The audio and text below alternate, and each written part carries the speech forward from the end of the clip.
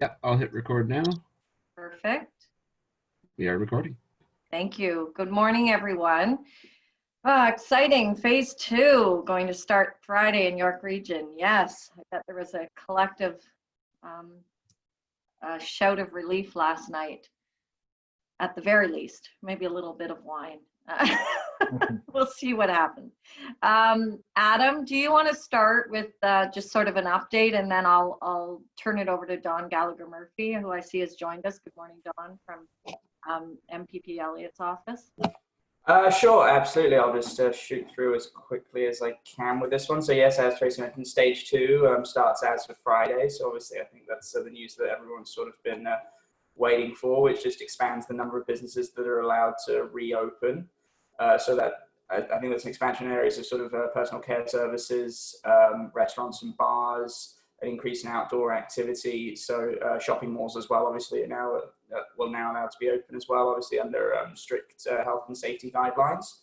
So again, that's as of Friday.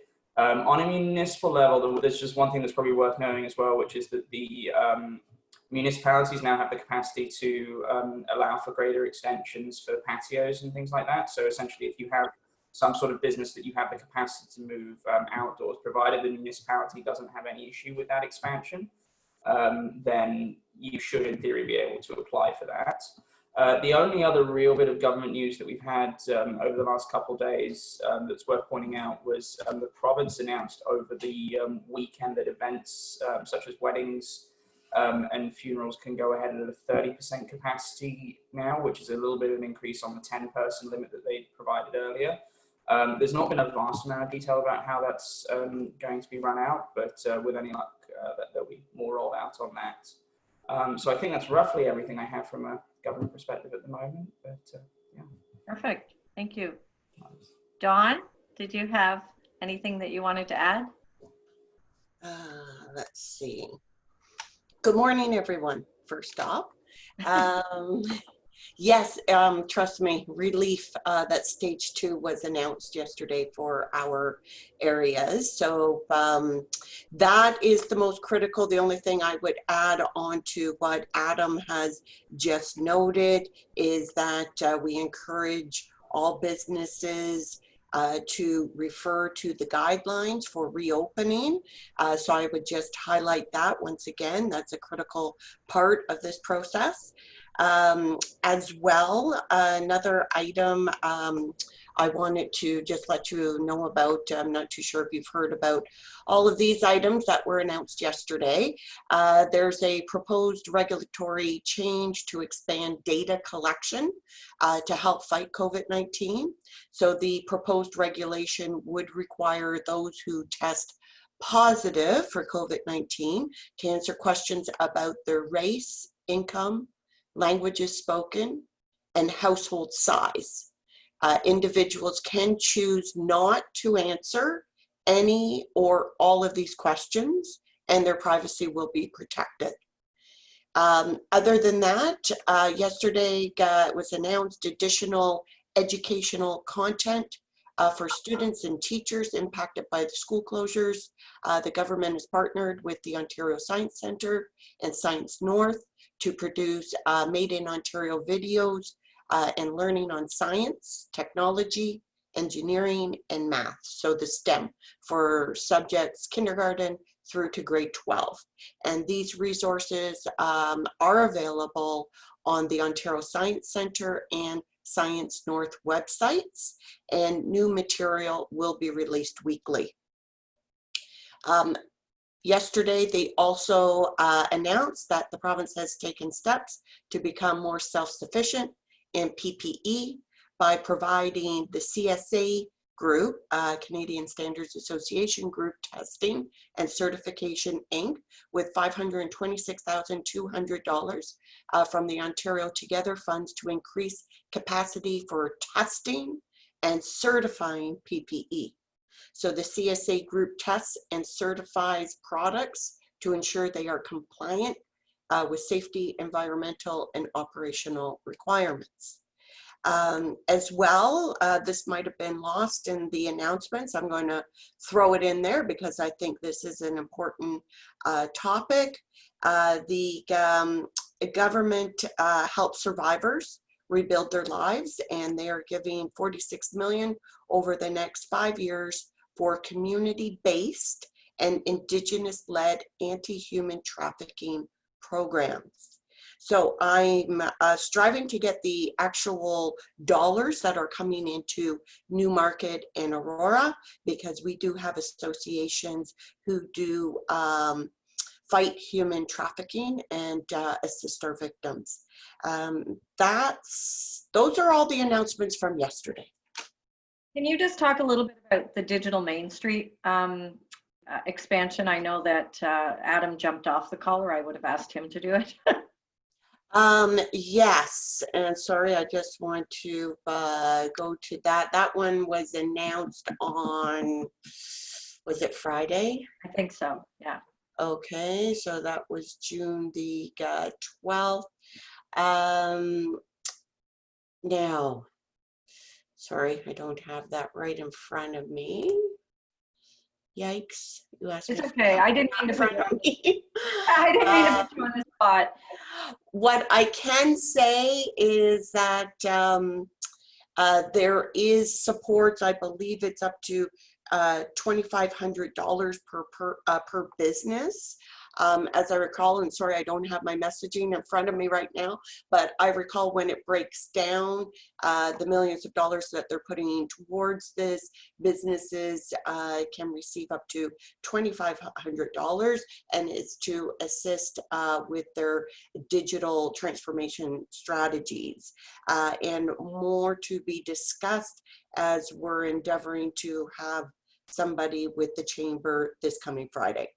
That's what I can give you right now. Sorry. That's right. So on Friday, we're going to talk a little bit more about that, about the Digital Main Street part for the smaller businesses. There's also a wrap program that's being announced through the Toronto Region Board of Trade that we're looking to also administer out of the chamber. So basically, if you're looking towards any digital transformation, it'll also be an opportunity for some of our ICT companies, because they can actually sign on with their solutions to this that can then be offered across Ontario. So there's some really exciting things happening in that space, and we'll be giving you some more information on those Friday and then over the next week or so. So there's exciting things happening in that space.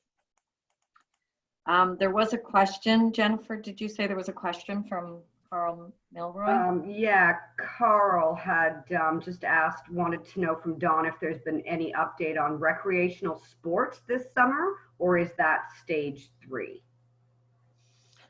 Stage 3, I do know that some outdoor recreational sports are allowed in stage 2.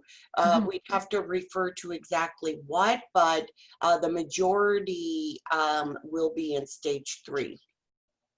But if there's a specific sport, maybe put that in the chat and I'll see if I can quickly look it up here. Because they did announce, I know, some outdoor sports with proper physical distancing. So they did talk about that. So. That's right. Yeah. But again, the announcement was yesterday, so picking through it. All right. The only other thing that I think I wanted to mention to everyone is that we do have sector roundtables that we're running with York University Schulich School of Business and Lassonde Engineering for ICT, for retail and hospitality, for manufacturing, and for entrepreneurship business. ICT, retail, hospitality, those two happened yesterday. Manufacturing is on Thursday, and entrepreneurship business will be happening on Monday next week, June 22nd. So if you haven't signed up for those, there's information on our website, or you can contact any of our team and we'll get you set up for those. That was the only other thing that I had.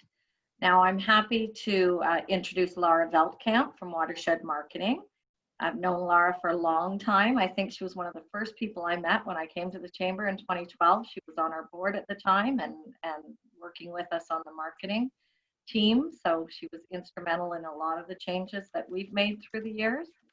And Lara was just going to walk us through a conversation today about continuing the conversation at reopening. Absolutely. Thanks, Tracy. It was a lot of fun working back there together when you started. I'm going to do a little presentation, so it's all right to share my screen. Yep. Okay. Let me just get to the screen I want to be on. There we go. And everybody, oops, subtitles. Can everybody see the screen okay? Yep, great. Okay, so today we wanted to talk about continuing the conversation online with social media for recovery and reopening. As we're opening for business, everybody's excited. We're all getting, going to be able to get out a little bit more. We were talking early on in the group about patios being open and coming open, of course, and everybody sighing a sigh of relief for being able to open that way and get out a little bit more. So it's important that your business is ready for when you're bringing new clients in or clients are starting to come back.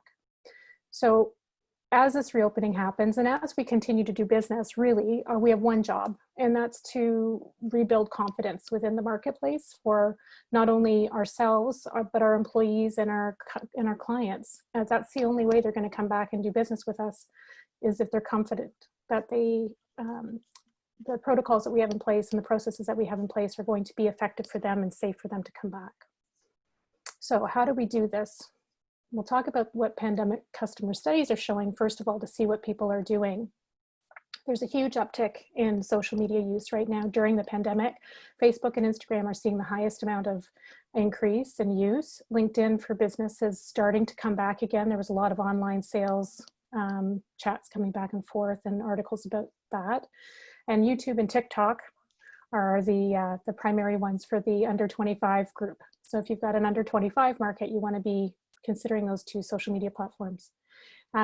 We've been on lockdown for 3 months, so it says 90 days to make a habit. So the fact that all these stats are showing that consumers are using social media more, and obviously some of us are as well, it's a habit form. So we're right on that cusp of making it a full-time role in our space, a little bit more than it was before. So people are staying online to be connected and to get information. And there's a trend now from broader brand influencers, where it was all about the advertising space, to micro community influencers, much like what we're doing in this group here, where we're we're the influencers, getting the information so we can disseminate to other people and share that information. So micro community influencers are going to be a huge impact going forward. And then the trends of how we're doing business, video conferencing calls and meetings like this one, audio messages are on the uptick as well. So there's, and I would imagine that Rick would have something to say about social SMS texting messages. So the question really is how long is the social media use going to continue on this uptick? And there's a lot of statistics to say that 15% more people will maintain that habit than previously on the regular users previously. So it is still going to stick around. So as you're building your social media campaigns to move forward and communicating, really what you want to do is consider what your goals are. What do you want to accomplish by reaching out to people? Because digital marketing, social media marketing, of course, is all part of a larger communication plan. So what is it that you really want to achieve, whether you're B2C or B2B, or whether you are a support organization or a charity or something like that? You need to consider what your goals are. Always, always in a marketing campaign, doesn't matter, I don't care who you are and what you're doing, you will be more successful if you've identified your buyers, and your buyers are not everyone on the planet. So be very clear on who those are. And we'll talk about that in a minute. Developing your plan and then consistently delivering, which is key. So when you're setting your goals, be really specific. Do you have a specific reopening date? If you've been closed and you have a reopening date, let's talk about it. If you've got some announcements to make, some changes to make, some information around safety and protocols to make, what is it that you want people to achieve, and what is it that you want to see back? I was having a conversation with a Main Street vendor recently, actually last week, and he was asking about a listing site that he had where he could put his business on a free listing, and whether or not it would drive traffic to his site and how to track that. Metrics are really important to know whether or not you're making a good investment. So first we need to know about our buyers. There are 4 groups. The ones that are right now in a pandemic, slammed on the brakes and they're not going out and they're buying their necessities. There's the ones that are confidently keeping on. They're, probably in a higher income bracket, so they don't have any worries and they just want to keep supporting. There's the pained but patient. So there's people who are waiting to get out and spend and are still being very judicious in how they're spending and where they're spending. And then there's the folks that are living for today. Don't care, just get out, spend, do whatever we need to do. So you need to be aware of your buyer groups. And the largest group of buyers fit where? They would fit in the pained but patient group. So bringing these folks around to thinking about what they're going to be doing next and creating that confidence that they can go out and do what they need to do and buy from you safely is important. And that goes also business to business. I'll talk about that in a little bit. The types of purchases. People are looking at buying essentials right now. What are the necessities? There's the postponables. We need them, but we can delay them. That's probably the second round of purchasing. Then there's the treats. Like maybe it's as simple as, going out and getting some wine. Maybe that might be an essential for some people, I'm not sure, but chocolate for me would be a treat. But then there's also things like maybe some jewelry, or maybe it's, new lawnmower, that's an indulgence. But then there's also the expendables, and those are the ones that are difficult to justify, and we're waiting on those. So you have to be aware of where you fall in that category from your product, and then looking, and I'm speaking predominantly from a retail perspective at this point, but also some on the B2B. You need to somehow figure out how you can change your messaging around to show that your business is essential or postponable and soon to be essential. That messaging is going to be important for you. Buyer personas. I'm not sure how many of you have buyer personas, and I'm just going to flip. Can I see a hand raise of how many people have done your ideal client profile or have a buyer persona ready? Okay. Can I just interject? Sorry, yes. Laura, but I don't know if anybody else has. I just still have the same screen, the same slide from the very beginning. Is that just on my computer? Does anybody else, like, for your sharing of your screen, I just have one thing up here. Oh, Yeah. Is anybody else like that? Yes, I actually Yeah, I was listening to you talk. I wasn't really paying attention to the screen. Same, just the same screen. Okay, then you know what, guys? And I'm going to just, I don't know what's happening. That's very weird. Let's try again. Let's try again and see if this will work. I mean, the information was still important, so I wasn't there. That's better. Okay. All right, got it? Okay, sorry. Apologies for that. So buyer persona. Buyer personas are really important because you need to know who you're dealing with, and what that will drive what messaging you put out. So really what you want to know is, buyer persona is like an avatar of who your ideal client would be, and you might have a couple or several of them, so that you can drive your messaging forward. And they include information on their background and their values and where they hang out and what their expectations are, as well as their demographics.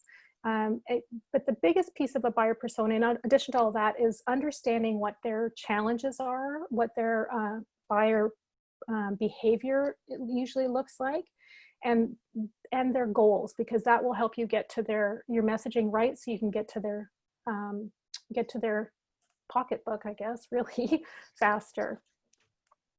So we need buyer personas to help you focus, to help you keep your team focused. It actually reduces your marketing spend. I know this is hard to believe, but if you have a buyer persona, you can be more targeted in your investment strategy on your marketing side and your communications and advertising. So it's really important. And it allows you to better segment, which gives you a better ROI, because the more focused you are, the better it will be. So really, how to identify, figure out who your best spending clients have been prior to and during the pandemic lockdown, and look at what the trends are between them, because that will be very helpful.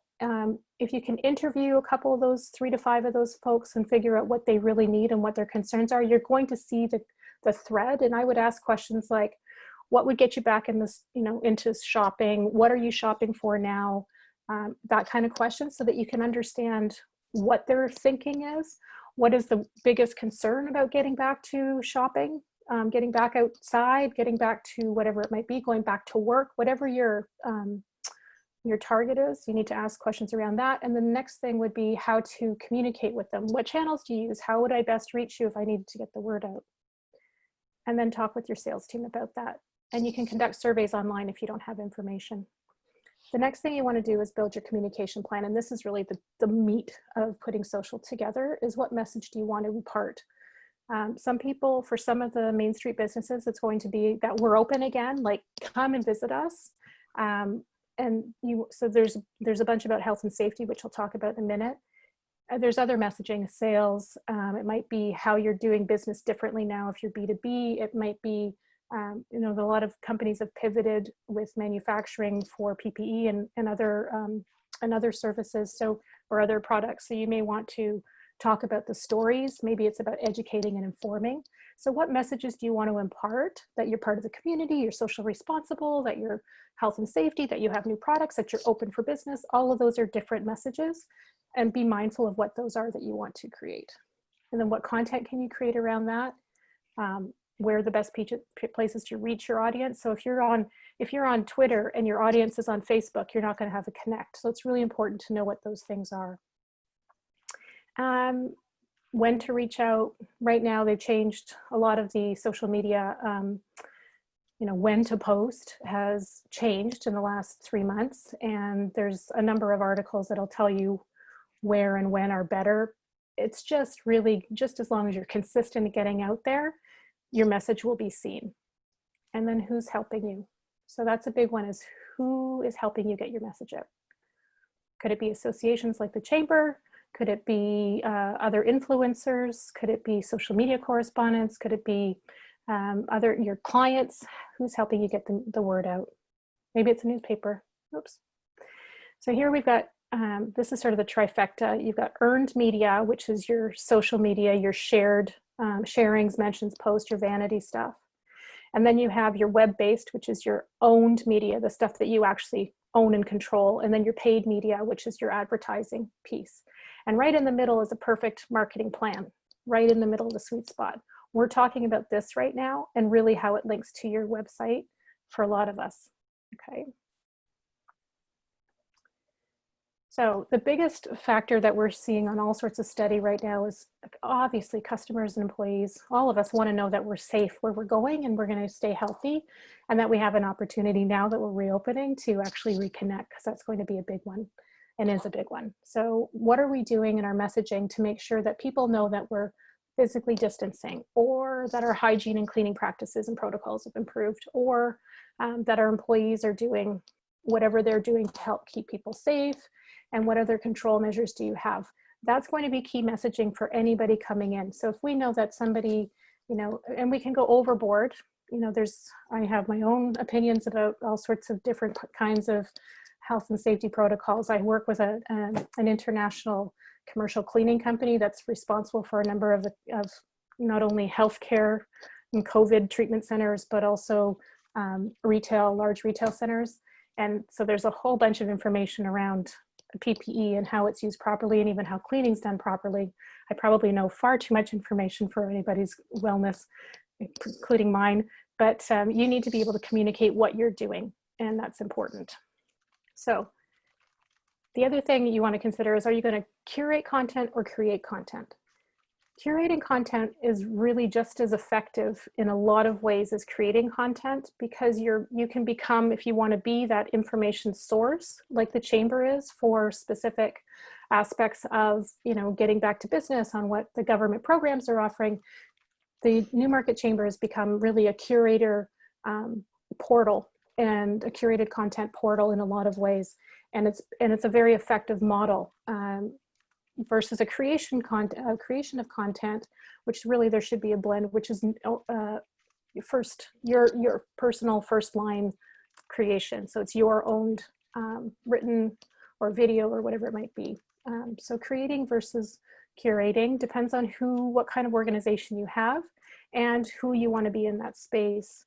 And there's just some information. There's just some information about that there. So.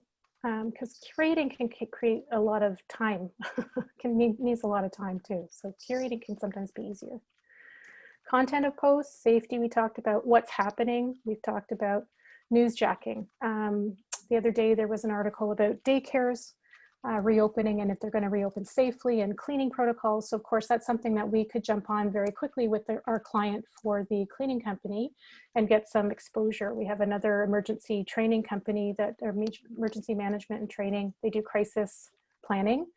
And we get them on we've been able to get them on a number of PR spots on news media because he becomes the expert. So depending on what your goal is, becoming an expert will help you to become an interview PR collection, which you can get a lot of through social media.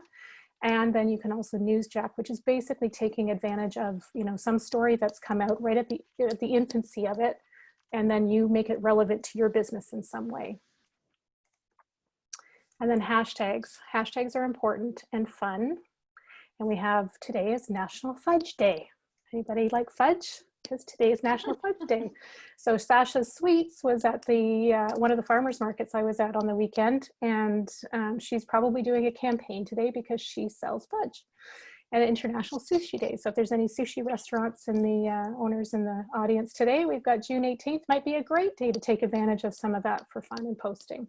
So keep it light too. We don't want to be all boring and what's in it for us kind of thing. And the big part of your content, you should have a call to action, and only one simple call to action, probably 1 out of every 6 posts, or maybe more if you want to share something or ask somebody to tag something so that you see that there's engagement happening, or if it's a call to action to visit our website so that you're giving them a reason to be there and a reason to do something and a way for you to track the engagement levels in addition to the insights. So here's some leverage content. Debbie Ross is the Women's Travel Network. She does small group international travel, and she puts out a newsletter. This is just an excerpt from some, and she's taken one newsletter and she's created all sorts of media around it. She's created Instagram posts about some of the trips. She's created a LinkedIn post from that same newsletter. She's created a recipe post from that same newsletter. She's created all sorts of content. So it doesn't have to be difficult. You take one piece of written content and grab sections of it to create multiple posts wherever. It's really not hard to go 1 month with one blog and populate at least 4 to 6 posts minimum out of one blog or newsletter. So that's how you create some leverage in your content generation. And then tracking your metrics. You want to know who's using your site. So social channel insights. So Facebook has an insight, Instagram has insights, LinkedIn has their insights as well. They all have insights that you can go and look at and see what's happening. Google Analytics is a great free account. The social insights are usually free too. They have a basic package that's free. Google Analytics is free. You can put that and track it onto your website, which helps to show who's coming from where. We have a website that we are just launching for another organization. And already we know that we've had 36 hits this morning from a Facebook post, which is great, but it tells us who the referring link is. So Google Analytics is very helpful. Calls to action, again, if you're tracking those in any way, if somebody's coming to your store and saying, here's your discount code, I saw it online, perfect, or I downloaded this coupon from somewhere, or whatever it might be, you can track those in as well. And then you can also monitor and pull your visitors. Hey, where did you hear about us? That kind of thing. And you need to review those monthly. This is a site that in the last 7 days, it's a local site that we're launching for an organization. And in 7 days, we've had a reach of over 23,000 people. This site, you'd think that would be difficult to do. This site is only 2 weeks old. The social media account is only 2 weeks old. So we've had 1,300 people engage. We've had 35 new page likes in that time in just a week. So it's not difficult to do. That's posting about 2 or 3 times a day, and most of those are done ahead of time. So we're already scheduling way ahead of time. That's it. So be prepared. Create your buyer persona so you know what your who your client is that you're talking to, so you can speak directly to their messaging, and you know where they're hanging out and where they're what they want to know, what they're concerned about. Create the social media calendar to show what days what you're working on, what posts, or what day you're posting a blog, and then the posts that come out of that. We have a tool that we can always send if you're interested. Use a mix of curated and created content, and track your campaigns so that you know what the goals are and whether you're achieving them. And that's really about it. And I see I'm wondering if there's any questions about the social media. I've just sort of downloaded a whole bunch of stuff for you all at once. And I know that can be overwhelming. We help all of our clients with that work. And we've also done a lot of webinars where we can for free that we could arrange for replays if you're interested. So feel free to reach out if you are. Thanks. Great. Thanks, Lara. I don't know if anyone does have any questions for Lara. And Thanks, Pat. I know that we'll do the conversations afterwards. I did have something, Laura, that a member had sort of brought up last week in a networking Zoom. But if they've gone lax with their social media in the last few months because maybe a staffer was the one that was doing it and they've had to, it's just been down to the owner and not being able to do much themselves. How do they almost restart, and where do they begin? Because they've just let it sort of fall flat since COVID started. Yeah, so I'm a big proponent of tell it like it is, as is it, where you just, hey, we're back, and here's where, here's what's been happening, and here's where we're going. People want to know, we're all individuals. I think this pandemic, if nothing else, has shown us again what connection is and what authenticity is, and how we're all in the same boat, even though we might have forgotten that for a while. And I think personally, my approach is always be frank and be truthful and be authentic. And if you all have a story to tell your story, and tell it slowly in little, drip it if you need to, or tell it in a big long article of what's been happening, what's going.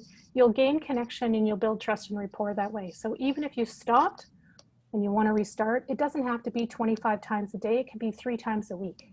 So just start small, build up. And I'll have to tell you, there are a heck of a lot of students who could be doing the work for you at a very reasonable rate. And, if they spend an hour a day, it's probably 6 hours of your time versus an hour for them to get stuff done. And it's a little bit easier if you've got some help doing it. So hire somebody to do it. Hire a student, get your, cousin's kid, whatever it might be, and let them know what it is that you need done, and move along. It's just, you got to keep consistency going at this point. Ramp it up and keep it consistent. Lara, Carl Milroy had a question about curated versus created content. And just to give you, he's a small craft brewer, so that would help you give an example of curated versus created to him.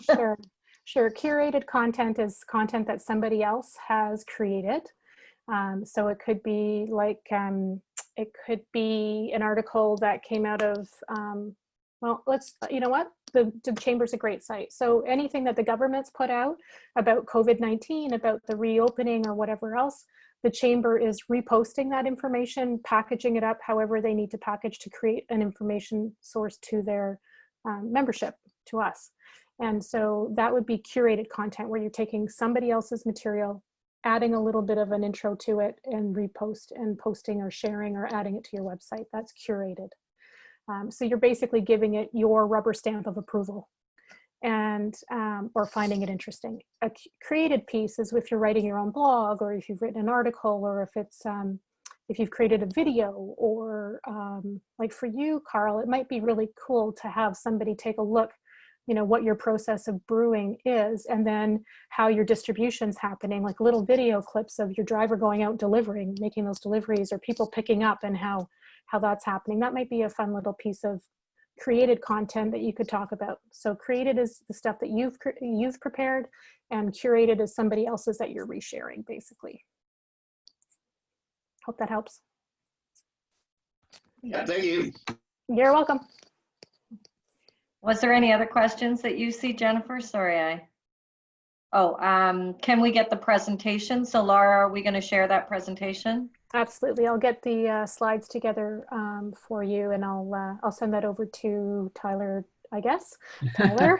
Thank you. You're welcome. And then you can disseminate it as you see fit. Fantastic. Okay. And then Tyler, obviously Lara's contact details will be there as well, because that was one of the other questions. Yeah, I'm gonna send out the contact sheet just like every other breakfast afterwards. So you'll have everyone's contact information as well. Wonderful, thank you. Perfect. I know that we're going to switch over to networking, but Jennifer McLaughlin, are you? I see that you're on the line. I just don't see your smiley face this morning. I just wanted to, if you're there, I wanted to see how you're feeling. Is she here? No. Yep, she's there. Oh, She's there she is. getting situated. I just because, you know, she's been waiting patiently and doing a lot of really interesting things. She looks like she's on her patio. You're muted, Jennifer. Can you unmute her, Tyler? I tried. Unmute. There we Hi, go. everybody. There we go. I've been listening. Thank you. I've been learning. This is amazing. And I've been power washing my patio. You're getting ready for Friday. Yay. She froze. I'm just, I saw her, because we were talking about content. I saw Jennifer had posted about reservations for the patio, and I think that they were like steadily selling out at each post that I saw. So it was because of her post that I went, oh, and so then I went on and made a reservation as well. Yeah, so I'm pretty sure there's no reservations left at Cache this weekend, but good for Jennifer for hanging in there. So she's still trying. All right. All right. Shall we do some quick 30-second intros, and then we'll maybe do a little bit of speed networking at the end? Sure. All right. So we're just going to start at the top left corner, and we'll do 30-second introductions. And Patrick, you are first. Oh, thanks. Patrick O'Grady, and I represent a company called Legal Shield. We offer a membership-based program for everything legal-based. Contact your lawyer without worrying about the cost. And also for identity theft, you know, protect yourself before you become a victim of identity theft. Great. Thank you, Patrick. Jerry is next. Oh, you got to unmute yourself there, Jerry. I'll see if I can. Always There we happy. Jerry Hannes, Wide Eye Paralegal, here in Newmarket, essentially working with people who have landlord-tenant issues,